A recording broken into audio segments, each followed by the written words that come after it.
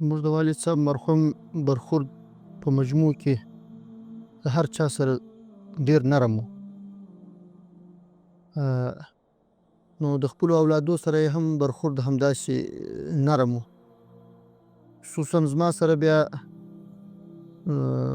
ځکه تر ما مخکې زما دوې خویندې یو ورور کوچنیوالي وفات شوه، نو بیا چې زما تر پیدایش وروسته بیا زه ډېر باندې ګران وم، نو برخورد یې ډېر نرم او ډېر ښه و. د ده هدف دا نه و چې زما تر ژونده به تشه مبارزه کوي او تر هغه وروسته به بیا نو په کور باندې کښېني.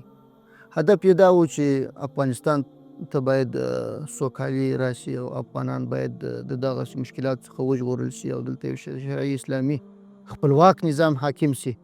د پردیو اهداف چې دلته پیاده کېږي دا باید د منځه څخه ولاړ شي او دلته باید که څوک راځي هغه د ابادۍ او بیا رغونې دپاره راشي او د اشغال او یا د خلکو د وژلو دپاره دلته باید څوک رانشي، او که څوک راځي د هغه په مقابل کې به موږ درېږو. همدا مفکوره وه او اوس هم دا مفکوره او دا فکر راسره دی. انشاءالله آینده به هم ژوندي وي پر همدې مسیر باندې